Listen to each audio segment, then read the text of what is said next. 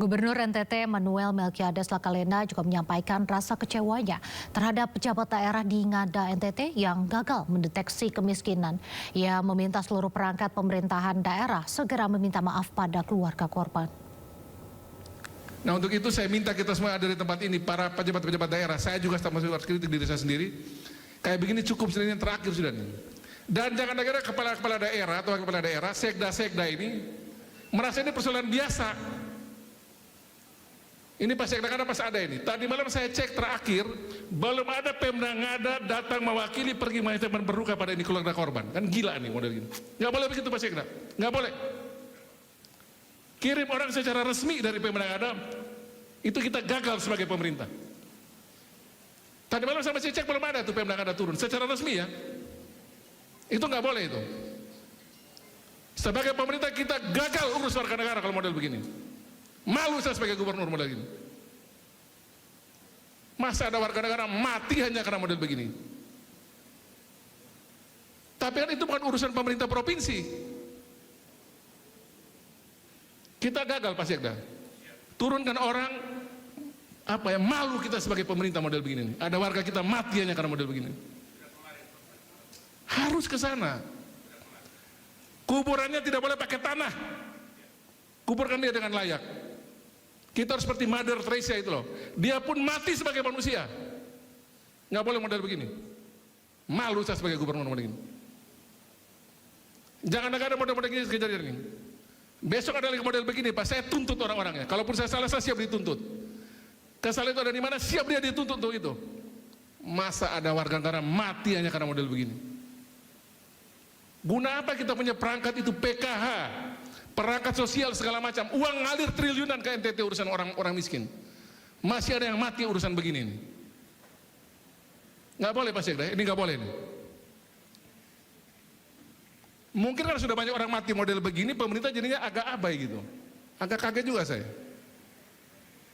Ini cukup, ini yang terakhir. Besok secara berjenjang bertingkat, siapa punya tanggung jawab kita eksekusi. Ya, pemirsa, itu tadi pernyataan dari Wakil Menteri Keuangan RI yang baru.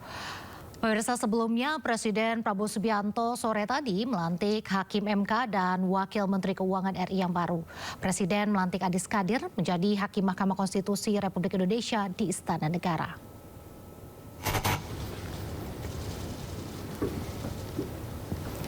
Adis Kadir dilantik menjadi Hakim MK menggantikan posisi Profesor Arief Hidayat yang memasuki masa pensiun. Adis Kadir sebelumnya adalah Wakil Ketua DPR RI dari fraksi Partai Golkar. Adis memiliki gelar profesor dan doktor di bidang hukum dan memiliki rekam jejak panjang di ranah legislatif.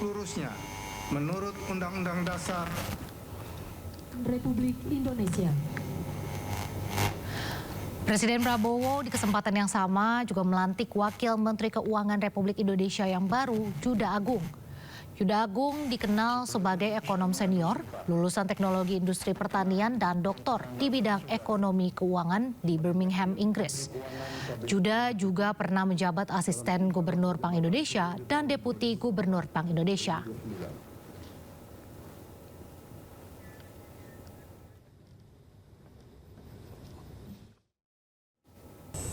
Stabilitas makroekonomi termasuk sustainabilitas dari fiskal.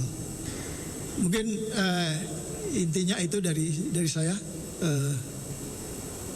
Saya tentu saja sangat sangat gembira ya disambut oleh teman-teman dari keuangan. Ini sesuatu yang luar biasa, semua eselon 1 ada di sini. Terima kasih. Prabowo lagi ada pesan lagi nggak sih Pak buat Bapak Pak? Intinya itu intinya. Terkait soal pembiayaan Pak. Atau pembiayaan apa? Soal pembiayaan tahun APBN.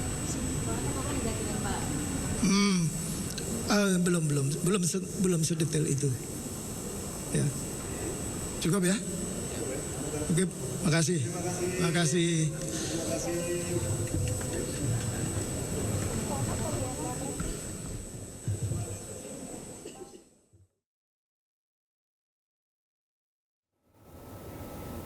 Dalam dialog bersama kami di program Sindo Prime, Gubernur Nusa Tenggara Timur Emmanuel Melkiades Lakalena mengakui peristiwa meninggalnya murid SD diduga karena depresi akibat kemiskinan telah menampar wajah pemerintah daerah.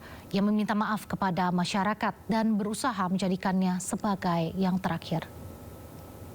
Memang saya harus mengatakan terus terang bahwa saya agak juga terlambat mendapatkan data karena informasi dari kabupaten ke kami juga agak terlambat terkait ini. Nah, kalau boleh kita sampaikan secara terus terang, kejadian ini tentu menampar kita semua sebagai yang diberikan amanah untuk mengurus. Menampar kita semua, Bapak? Menampar kita semua.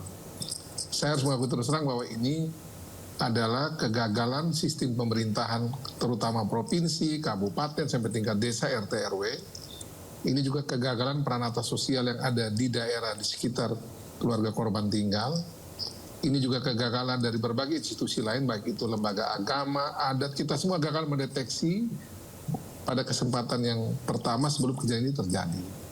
Sampai kemudian peristiwa ini muncul dan ini menampar kita semua sebagai yang ditugaskan mengurus masyarakat, mengurus warga negara.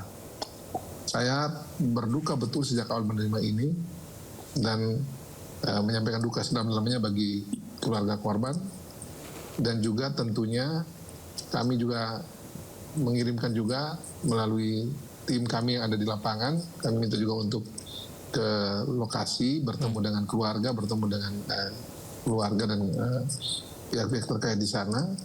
Dan saya juga terus berkomunikasi dengan berbagai pihak di lapangan untuk juga terkait dengan keluarga korban. Ibu korban juga tentu saya dengar juga masih sangat terpukul ya. Ibu Marigoretti masih sangat terpukul. Saya pun belum bisa berkomunikasi dengan ibu korban.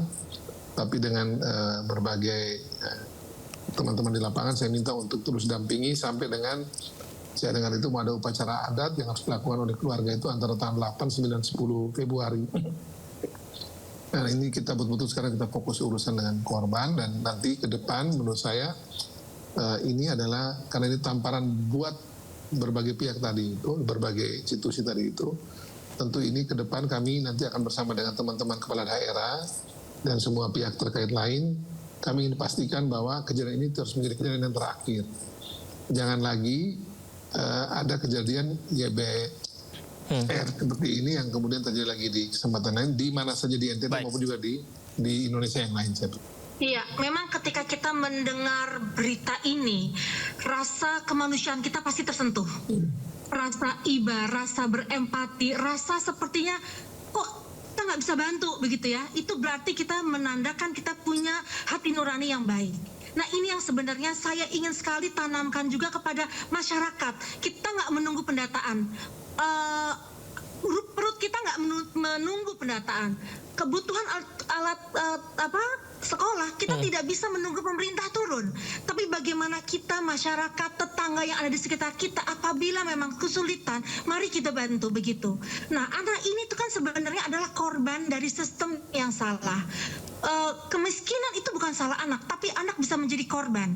Salah satu faktor utama anak itu depresi adalah ketika kemiskinan melanda mereka. Pertama, mereka memiliki akhirnya penderitaan yang berlapis, ya kan? Kesulitan makan, kemudian bagaimana dia tidak bisa mendapatkan interaksi yang baik dengan orang tua karena orang tuanya pasti sibuk juga memenuhi kehidupan.